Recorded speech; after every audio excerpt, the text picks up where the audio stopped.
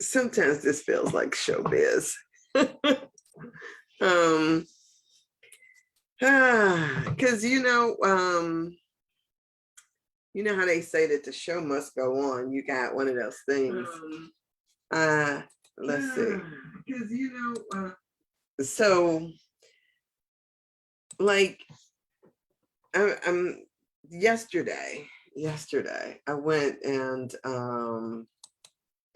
I canceled a subscription that comes through that hits my account every month on this day. And why is it that when I just look at my account, it still hit it anyway? It's like good googly moogly. So just having just one of those mornings where it's just like I want to just take a moment and scream. Because I sure did not need that this morning. So how are you? I am this is a fabulous, fabulous, fabulous day. Happy Friday, as Winnie would say. It is Friday, and I am, whatever day it is, I'm good and I'm grateful and all of that. I just, sometimes it's like the headaches of, you know, of of life gets to you. Oh my gosh. And I have to keep reminding myself that the planets are, I don't want to say misaligned. They are aligned just like they're supposed to be, but it does not always work in my favor. And so, and in all things, I am going to be grateful. So I just whatever. Woosah, woosah, woosah. Okay, so let's see if I can't get all of my stuff straight. Okay. There we are. There we are. Ah! So happy Friday to you. It is the weekend for many of us. What's up, Erica? How are you, darling? I was thinking about you. I do believe I was thinking about you, but nothing major. I see that I got invited to a bike ride. Maybe this is the last of the season that I can get in. And so, yay, yay. Happy Friday, fantastic Friday to you as well, Ruth. How you doing? Yes, I'm having one of those woosah moments. It is almost like there is I just feel like girl, I ain't got nothing but good thoughts for you. Well, for anybody, but for you. But I don't have, it's not in my nature to have bad thoughts about anybody. It's like I'm always sending prayers and blessings and wanting for you what you want for you, the highest and best. And so I had so I guess in full disclaimer, I was like, so I have had for years a car wash subscription, right? At first I used to do it over on the west side, now I do it on the east side. And I was just like, this month it's like I got, there are things that just hit your account. And so I was like, okay, I can't do. And I started taking out what I couldn't do this month, one of which was that doggone car wash thing. And so I go up there with the purposeful intent of saying, hey, listen, I need to suspend this for a minute. And it came out of my account anyway. So I am like ready to scream. And it is my ah, I'm just screaming. And so it's gonna be like one of those like one of those collisions on the highway. The first thing hits, and then the second car runs into it, and the third car runs into it, and it's just like all off whack. So I'm just trusting that a miracle is about to occur and all is well. Let me just sit in that awareness today. All is infinitely well. All is infinitely well. All is infinitely well. I just got so much on my plate at the moment. And all is infinitely well. All is infinitely well. And so that is that. I'm gonna take that and sit it to the side because I'm not gonna dwell in that energy. This always works out. It always does. And so yes, yes, yes. Good morning, Sandra. How are you, darling? um just so much on my mind, so much on my mind.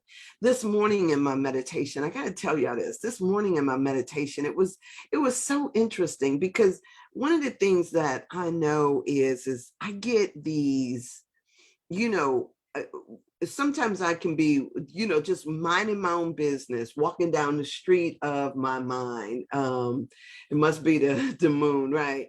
Right. It's crazy, Ruth. So sometimes I'm walking down the street and I'm minding my own business, whistling Dixie, all is well. And then I like run smack dab into something and feel arrested by it. So the other morning, I was telling y'all that I went down another rabbit hole doing some investigation and all of that stuff.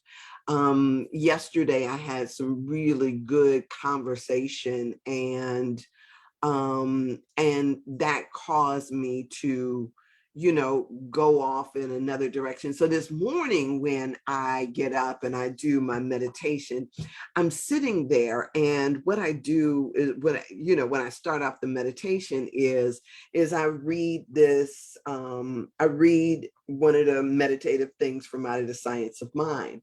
And so today's quote was, it was interesting because today's quote said, the needle pulls the thread. The needle pulls the thread. And I kept thinking about it like, whoa. I mean, it's such an obvious thing that, that the needle pulls the thread. But in life, whether we are sewing up a garment or sewing up our skin, there is a piercing that occurs that needs to happen in order to pull two things together, or in order for healing to start, in order to fix a wound. And so when you think about the wounding that occurs, there must be something that pierces through. It pierces through in order to bring the thread that pulls things together. So this is like this beautiful metaphor that is something that we see over. I always say that that life is about all of these. It imitates itself over and over again.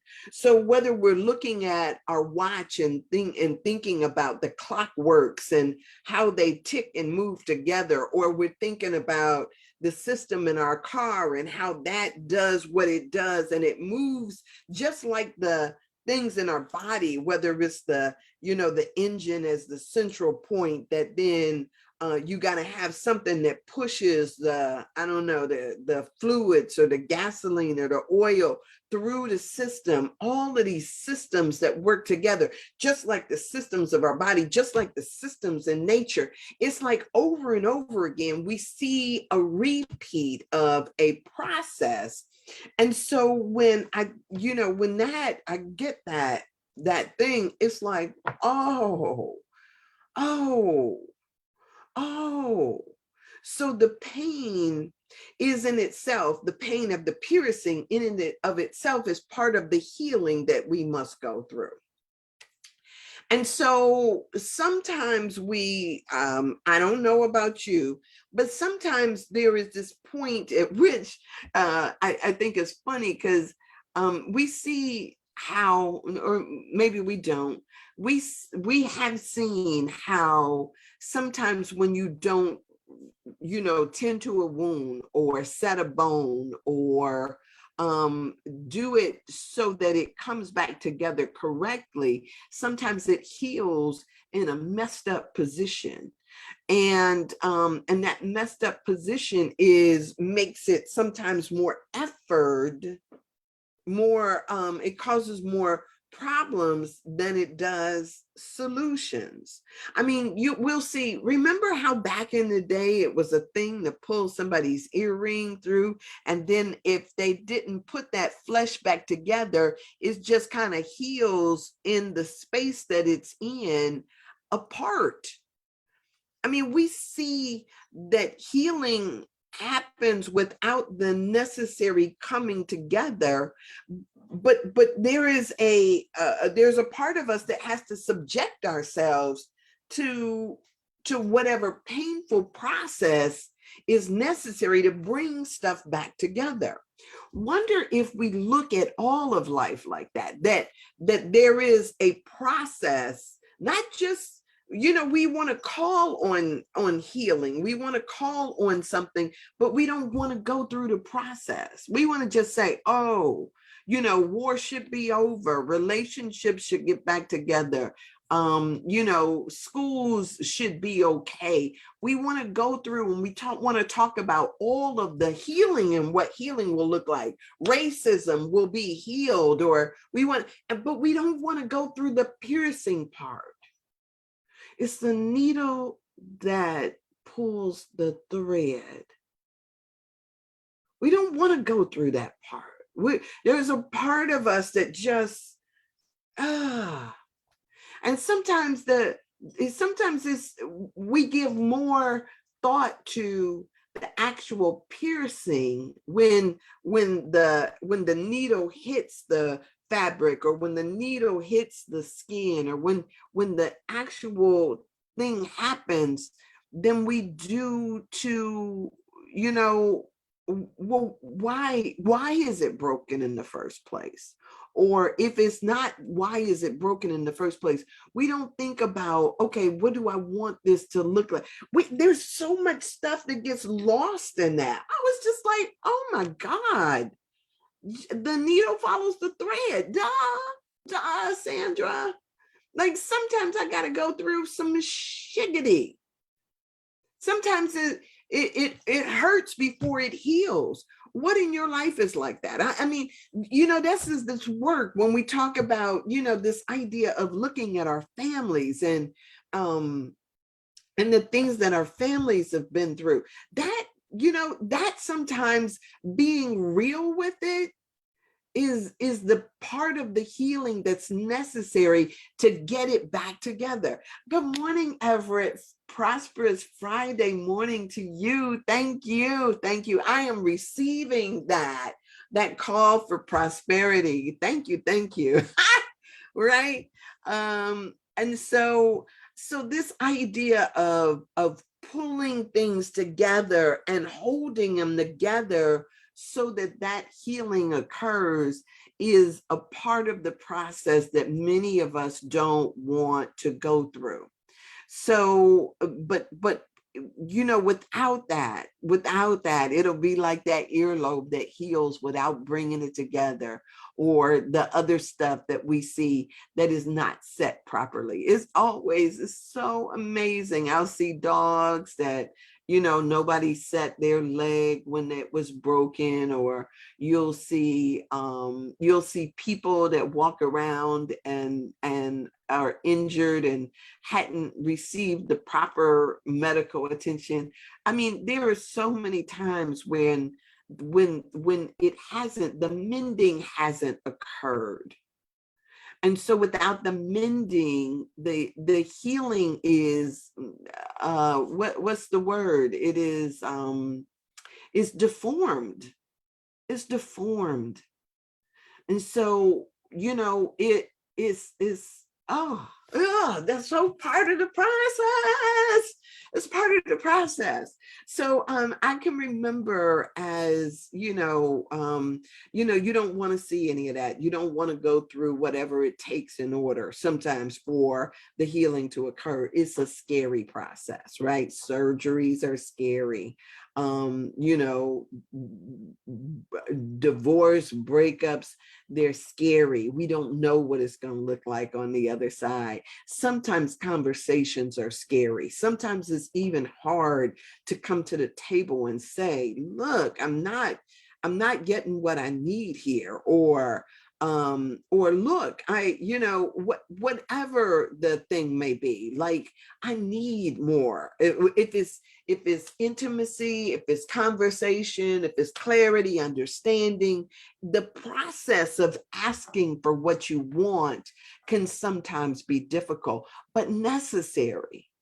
And so if we're just sitting up waiting on somebody else to do it, and then we can't complain when it hasn't been done, because as the Course in Miracles tells me, what's missing is always what I failed to bring. Let me not talk about anybody else's role or responsibility. What have I not done? So when we think about this in terms of whatever in our lives, just ask yourself, and this is part of the piercing, right? It's like being honest about what you have not given, what you have not done, what you have not said. I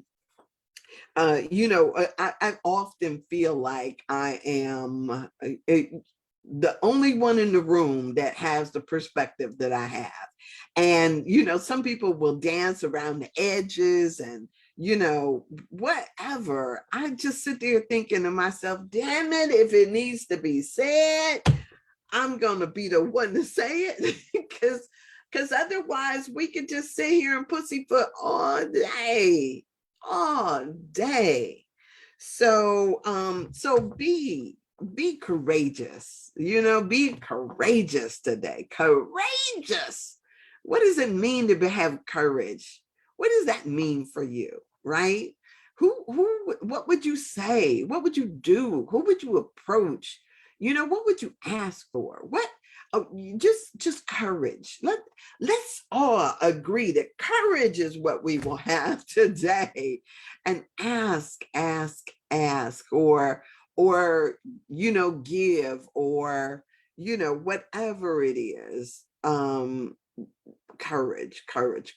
The needle leads the thread. Sometimes things are so like I don't know if it just seems like overly simple, but yet so very profound, right? I was talking to a friend of mine's, and one of the things that he shared was, that a lot of times when things are going well,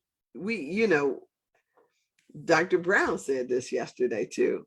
When things are going well, everything is copacetic. And he says, I know that there's somebody in your history or something that has an occasion when the face that you put forward to the world wasn't so pretty, right? And so we know people that are like that. Sometimes when you hit some level of adversity in your life, that it ain't so pretty, that all this stuff, because here, we talk about theory, right? When we're talking and when we're learning, when we're expanding, when we're growing, when we're reading the book, it's a lot of theory, but there's a piercing that must occur, right? So that when you go through some struggle, when you go through something that actually brings up something, now what? Right? Now what? So it's the same thing for me. I used to tell people all the time, I got a whole bunch of theory about what I'll do when. You know, what I'll do when I get this, or what I'll do when such and such happen, what I'll do this, that, and the other, right? It's all theory until the rubber meets the road. And then what? Where is your faith? Right? That's what came out of that movie. The Stigmata. Where is your faith in those moments? Right? It's easy to talk about it when things are going good.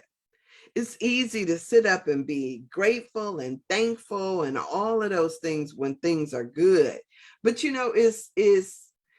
I say the idea of there, and I'm gonna tell you, because there's times when I pause, right? There's times where you hit the pause button. I'm supposed to. Here's a perfect example. I was in Vegas some years ago with I met my friend Charles there, and he was coming from California. I was coming from Ohio. We met up in Vegas, and there's this, there's so much stuff that we always talk about, but now it's like, okay, here's the rubber hitting the road. He says, all right, let's go up to this building, and now we're going to whatever that jet line, take that thing and jump off the side of the building on this thing. So it's one thing to talk about, yes, let's do it. But then there's that jump off moment, right? The moment that you have to jump out of the plane, the moment that you have to jump off of the building, the moment you have to do something, there's this moment of pause. Like, oh, I'm here. Now what? I've been talking stuff. Now what?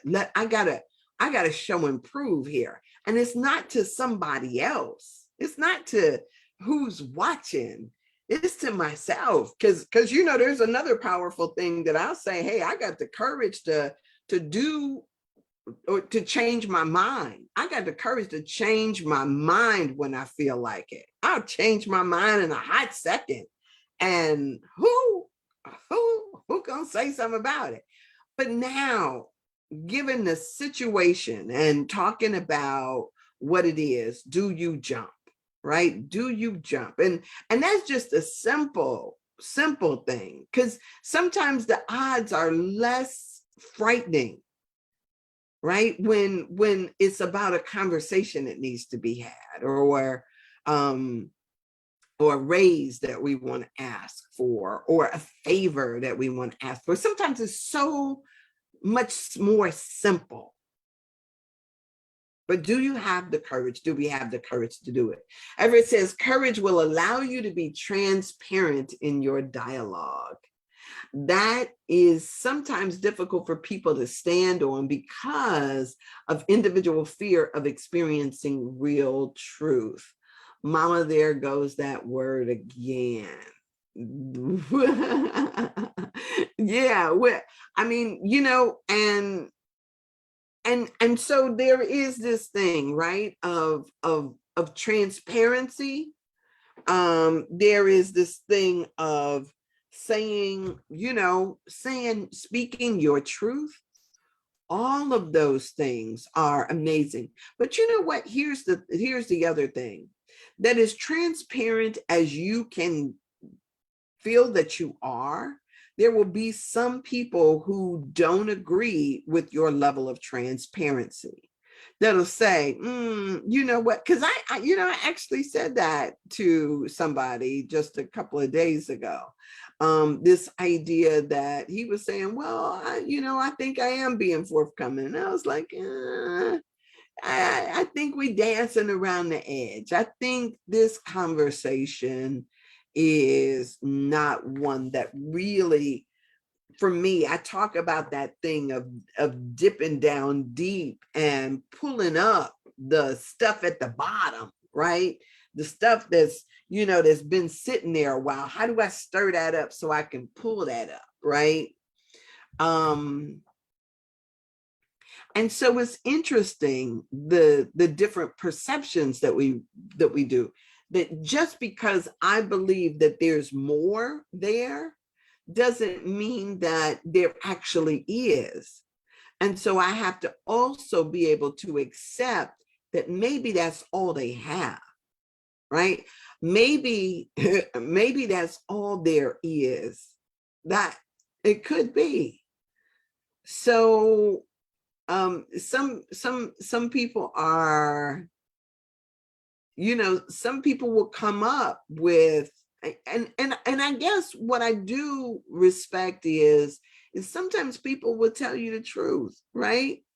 That I don't think nothing about that. I don't actually feel one way or another about whatever it is that you think I should feel emotional about, or that you think is going on. Some people will give you, and that can be their truth. So I am only responsible for the courage that I have.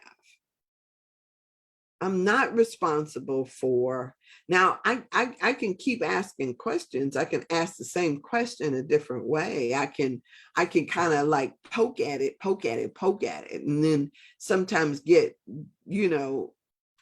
a little deeper. But it is, I'm responsible. I'm responsible for me. And here's what I found. That when I practice courage, like when I do something that I think is courageous, I don't do so because I'm saying, oh, let me show you how to do it. I do so because that's who I am. And then what tends to happen is that it becomes a motivator for somebody else. When I show some vulnerability, and if I talk about something, this has happened to me over and over again, especially with young people. I used to go out to the schools as part of just volunteer stuff and give these conversations on rape and sexual assault.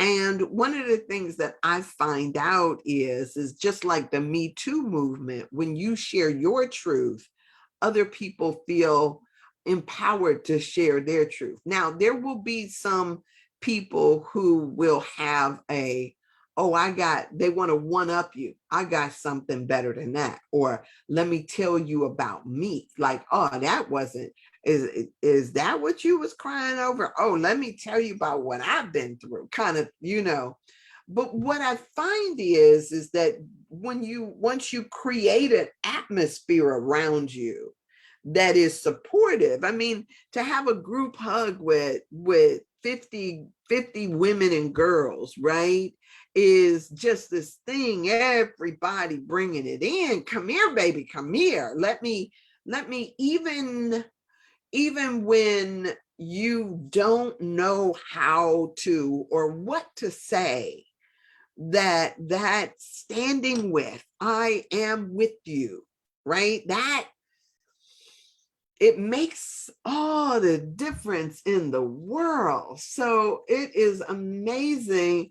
Good morning, Twyla. How are you, dear? It is amazing I think you're a new name that has popped up on here in the morning time. So blessings to you. It's Friday, and I am all about this thing of talking about courage today, because the needle pulls the thread. And so to have the courage to just, allow the process, whatever the process that needs to happen in order for the healing to occur, let's be about that business. Ooh, sometimes for people, it is sitting down in the dentist chair, or is getting the shot. It's the I know that the process carries with it some type of pain or some type of discomfort. I know the process can be daunting, but the process is necessary. And now that we've learned that it's a necessary process, I mean, we as women, we do it all, like a waxing, ooh, this is about to, it's about to bite, but you do it anyway. And so how in our relationships do we, whether it's our relationship with our mates or our children or co-workers or friends or whatever that may be, how do we have the courage to see or to do what is necessary to pierce it so that the mending can occur? Everett says, you see, there is where the problem lies. Transparency is so clear that doubt disappears. If the dance occurs, then that is the glossy version of what people call their truth. If your truth is not transparent, it is still a lie. Okay, Everett. Okay. Okay. Because here's what and I think you get this about how I operate. I'll ask questions and I'll push, but I'm not going to push anybody to the point of where it is where I'm questioning whether or not, I question. I'll say, I think there's more there. I think there's more there, but I don't want your discomfort. I want people to do because they want to do, not because I'm making them do anything. So me just trying to say, hey, you're lying, I can actually, the funny thing is I can, like a lot of people, we can say, hey, you're lying, and here I got proof, right? This knucklehead tried to do that to me the other day. He started telling me about, like, I've watched you and I've listened to you online, and this is how you think, or this is how you feel. And I'm like, dude, I'm talking to you here now, right? And so I'm not talking about your interpretation of what I said. I'm telling you exactly what I'm saying. So, for him, what he heard is what he heard. And just because that's what you believe or what you think you hear doesn't mean that it always matches up with what you're trying to communicate. Maybe I'm miscommunicating, because if he thought that was what I said, or that was what I heard, what he heard, then that's all wrong. We don't see people as they are. We see them as we are. And so from the standpoint of how we think about things, we think that this is a natural outcome. And sometimes people are giving you the best that they can in the moment. So no, I'm not suggesting that you push. I would just say, take a mental note of that observation. Okay, then that's cool, right? That's cool. Note to self, right? Note to self. We can do that all day long. But here is, I come and I do the stuff that I do and talk about it only because I'm trying to stir up stuff, not because there is a requirement for you to now do something with it, right? This is me stirring a pot. Whether you want to go back and make amends with your siblings or your parents or, your relationship, that becomes the courageous thing that we ourselves have to do. I'm just saying, what I like people to understand is that all of this stuff has a cost to it. There is always an equation that we put into place. There's a thing that we pay for being dishonest. There's a price for it. There's even a price for, I tell people there's a price for leaning too much, right? I'm always talking about stand up straight in your own energy, stand on your own two big spiritual feet. This is not about what other people think or what other people believe. It is about you living out your truth, whatever that may mean.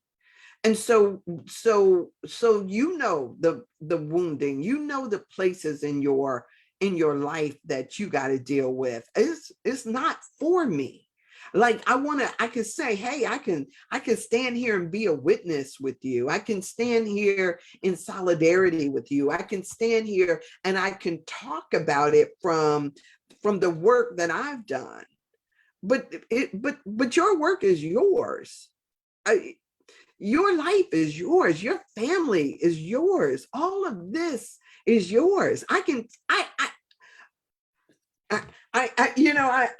talking about, and if we're talking about the book that we're working on, it didn't start with you. We got a lot of crap in our families that we don't ever address or deal with. You know, I mean, anybody that knows me knows about, how close I am with my siblings. But to say that we never get into a rough patch would be was an understatement. But what I know is that since we were kids, we have been taught that you fight and, make it a good fight. But then you got to kiss and make up. And it's not like I'm going to have this level of stale makeup. I want to be heard, right? In my relationships, I want to be heard. I want you to acknowledge that you hear what is wrong, because that's like closing up a wound without getting all the debris off of it in the first place. Can you imagine healing up? When I was a kid, I was riding my bike and I had this cool, wonderful bike that, with the little tassels that came out of the handlebars and everything. And I'm riding, it's the banana bars, and it's got the little strings hanging out. And I'm riding just as fast as I could. And my brothers are in the street and I'm on the sidewalk and I'm just gone. I'm pedaling my little butt off. And then all of a sudden, out of nowhere, there's a rock and I hit it and I flew over the front of those handlebars and I landed on my face and I skid, and all of the skin on this side of my face was just gone. I mean, if you've ever seen somebody who hit the concrete, you know what it looks like. All of this is just, and you got little gravel and stuff all in your face. Can you imagine like what would happen if nobody cleaned up the wounds? Do you know what it looked like when during slavery time, when not only did they beat our ancestors, but then they put salt in the wounds, right? And so it was as if now you got to wear the evidence of this beating around with you for the rest of your days. I mean,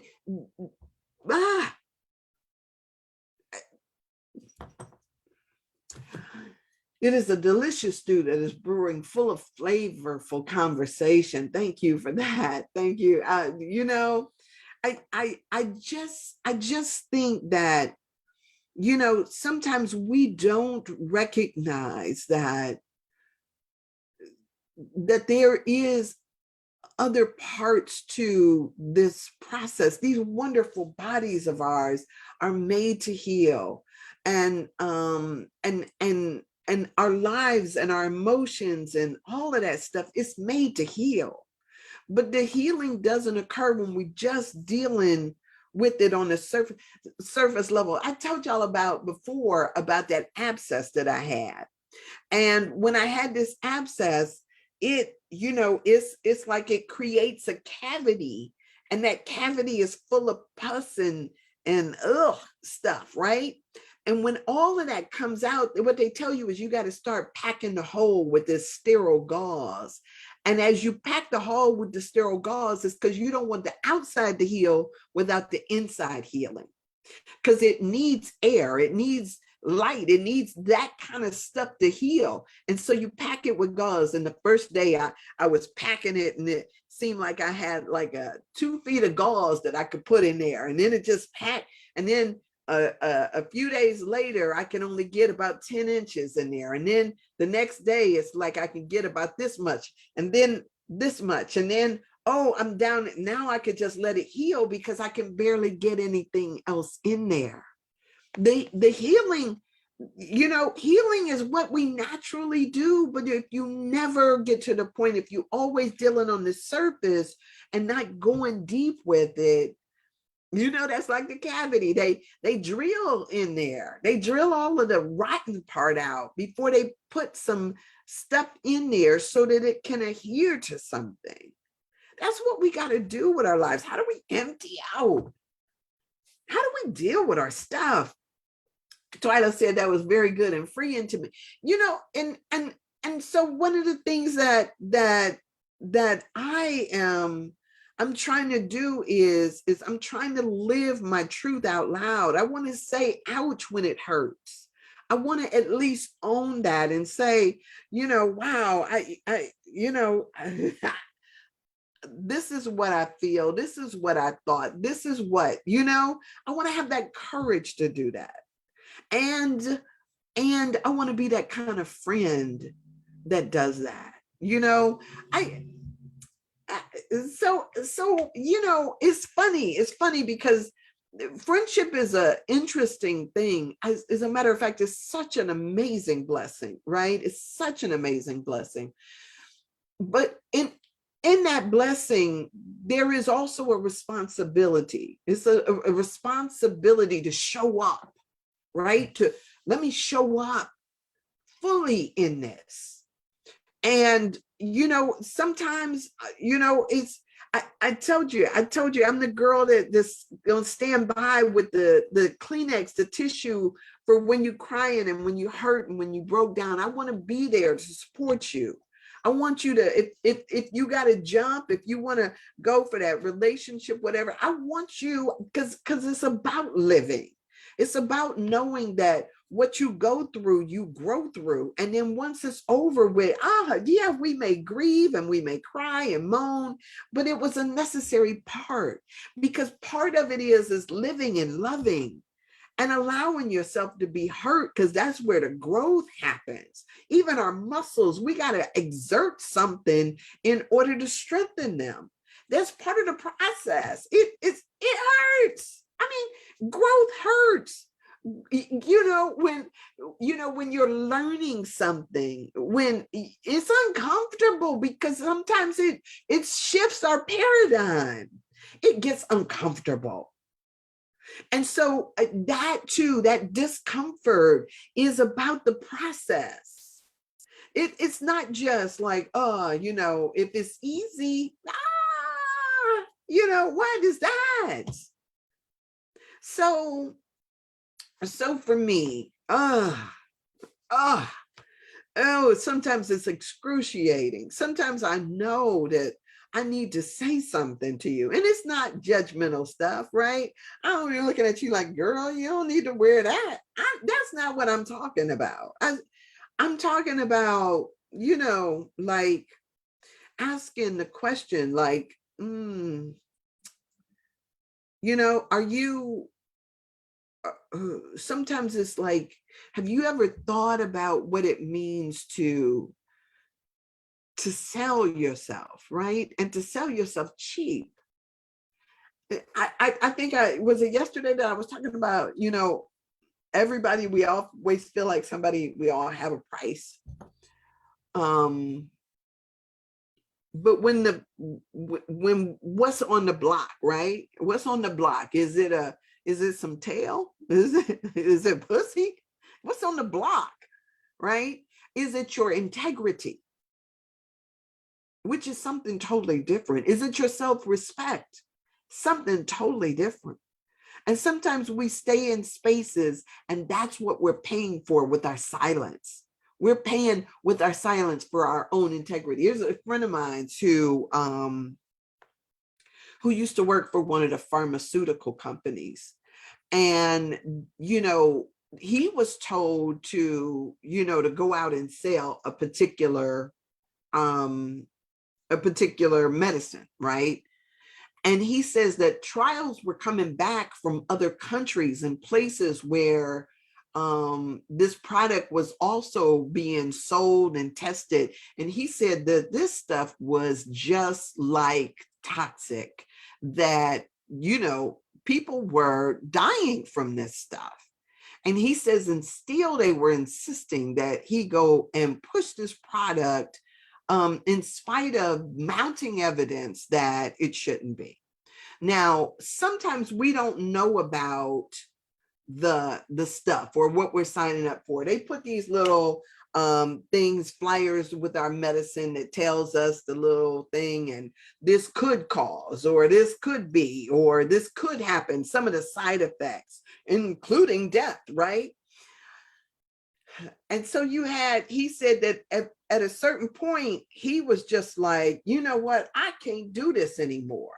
He says, because, in spite of the fact, I'm getting paid and all of this stuff, he says, but I'm unable to sleep at night because I feel as though I'm lying to people. He says, I feel as though I'm torn, right?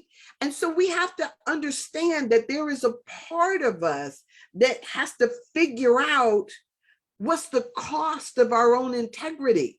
And until you figure out that it ain't up for sale, you may still be dealing with that same dilemma. Sometimes we live our lives in this thing of confusion and lack of integrity. And I tell you, it starts off just like any other little infection. It'll start off with one little lie, and then it grows and it grows and it grows and it gets bigger and it gets bigger until we get to the point where we don't know how we got here. We don't know how this set up, how this infection set up in our life. But now I know that it's like a freaking cancer. And so, it seems like it's insurmountable at a certain point. Like, sometimes literally people stop being able to function or think clearly because they can't figure out how to get their legs back up under them. They can't figure out how to stand upright. They can't figure it out because, it's like, wow, where does this start? And I tell you, here's the amazing thing about the way spirit works, right? The moment you turn in the right direction,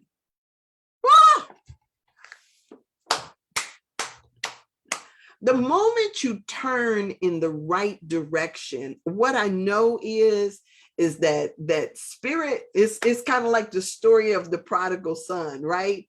When he decided that he was going to turn and go to his father's house, don't start me to crying, Sandra. Don't do this, right?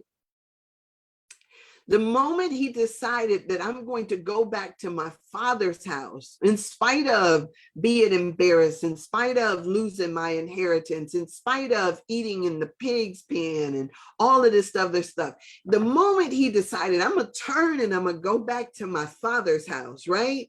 And it didn't even say how far off the journey was, but he turned in that direction. And, and it's... The story goes that his father saw him far off. Oh my gosh, I'm not crying on this because I always cry on this story. It says his father saw him from far off. He didn't even have to get there. He sent out for him, which is what happens for us. The moment you decide to stop with the lies, to stop with the cheating, to stop with all the things that cause you these disruptions in your integrity, the universe sends out a rescue mission for you because now you got it.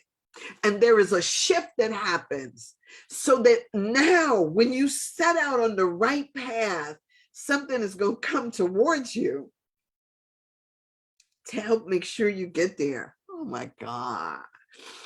I don't know. I think about, and I'll tell you why that always makes me cry. I think about what it feels like to be loved. That's what it reminds me of. When I was a kid, we went to Niagara Falls. We went to Niagara Falls. And I was with my whole family. There was, five of us and my mom and dad. And I don't know where we were. And the same thing happened to my brother with my brother too. But for me, what happened with me is we all got onto this elevator, and there was a bunch of people in the elevator. We all crowded onto the elevator. And say, for instance, you got all these elevators that are going up and down, up and down. And I got into the elevator with my family. And the next thing I know, I was on the elevator. And when the crowd started diminishing on the elevator, what I realized is my family wasn't there. I was on that elevator and I was looking around and nobody was there. And so what I know is stand still.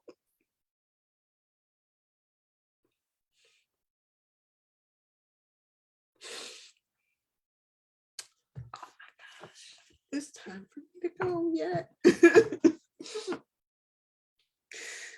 It's, I don't ever, and that's like when I, oh my gosh, y'all, I'm leaking today. Stand still. Just stand still. Just, I, and, and so it didn't take that long. It didn't take that long, but by the time they got to me, they were like frantic, like, oh my God, because I didn't know where they got off at. I didn't know what floor, but I wasn't about to get off of that elevator because I knew just to stand still. When my brother, same thing, we were in that haunted house and he got up under something and hid. And when you are loved, somebody is coming for you. It's like you don't even have to worry about it. All you got to do is just like, let me stand. Let me just stand. I'm gonna stand here because I know they're about to find me. My dog is lost. You don't have to worry about whether or not somebody is looking for you. I'm coming for you, right? That's what love looks like. And so you are so loved, even when you don't know it. You are so freaking loved. All you got to do is just turn in the right direction and somebody is coming out to meet you. It's just the way that the universe works. You are so loved. But I'm gonna tell you, when you refuse, when you fighting and struggling and all of that stuff, I go back again to that analogy that they had in the in that life preserver, that life guard book, where they were saying, don't get up close on a drowning person because they'll pull you down with them. But it's something about when you turn in the right direction, and just like say, help me, right? Help me, because I don't know how to get there. And so it's just sometimes what we got to do is we got to recognize that as long as we choose to stay in the darkness, we could stay in the darkness all day long. You could be there and okay, fine, that's what you choose for yourself, but there's other options. There's other options to turn away, to turn and stay in the darkness, stay in the confusion, all of that stuff. You, all you get is, that infection just grows. It grows and grows until it takes over your life. The moment you turn in the right direction, and I'm just saying the right direction, which means your truth, which means your joy, which means, unity, which means those types of ideas that that are wholesome and good and true, that we know when we're going right. That's, I have seen people. My brother, my one brother that passed, it was so interesting. He told a lie. He knew it was a lie, but he told the lie so much that he convinced himself that it was true. And he lost track of what really happened. And so sometimes we double down in our darkness because we think that if we just and I trust me, I know, because I was one of those kids too that would lie about stuff, lie for no reason, really, right? My mother asked me a question. I said, I don't know, knowing damn well I know. But I just kept like, I don't know. I'm looking at her like, how come you don't believe I don't know, right? And so sometimes what we do is we hold on to a lie, we double down in a lie, we think that we convince somebody that, our lie is what's real and all of that stuff. And those lies, those things are the infections that will eventually take us over. I mean, it's so much easier just to, I'm not going to say that because we're scared of that needle. It's the piercing. We're scared of that. I want to say it's so much easier just to make the hard decision to be true and to turn in that direction. And when you turn in that direction, something, I tell you, they used to say, if you take one step, God takes two. I always have a hard time with that, because I know that everybody's concept of what it means God is so vastly different. But for lack of a better way of explaining it, that there is something about the shift when we make that shift, when we turn to do what we know to be right, what we feel is right in our own being. And sometimes that rightness may look like the piercing pain, but wounds don't heal right or set right unless we bring those pieces together, the severed parts back together, back into the whole. Anyway, thank you for being here today. I done boo-hooed. I don't think I did an ugly cry, y'all. I be sitting there thinking to myself, like, not an ugly cry.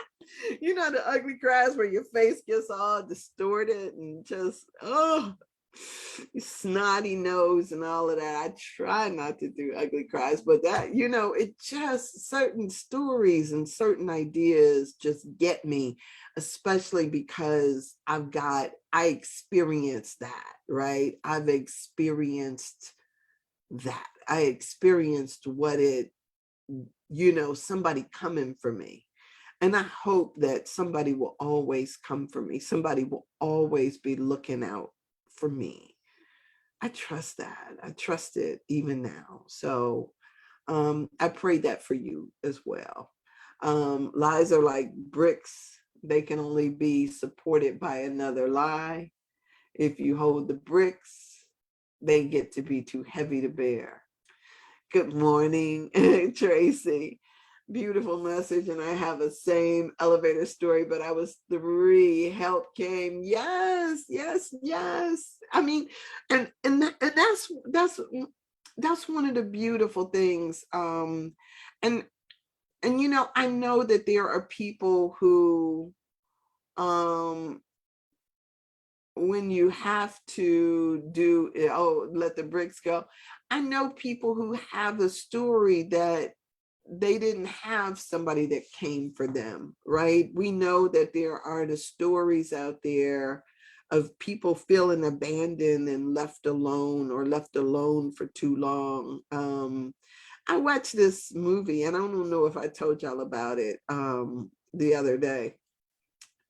Alan chose a movie, M. Lock Shamlin, or whatever, however his name goes, called Old. And the in the process of them, of this speed up in time, they had a baby, and they said in the movie, because time was sped up to such a degree, they laid the baby down just to do something. I don't know, laid the baby down for a second before they picked it up, but the baby had already died. Because in the terms of things, the baby probably perceived that it had been left alone for way longer than it should have. There is something terrible when we feel abandoned, when we feel left alone, when somebody doesn't come for us, when we're in distress. We learn that life is not to be trusted, that people are not to be trusted, and it causes us to withdraw back into ourselves. And so that's the healing work. Sometimes it's just the knowing, I know that somebody has me.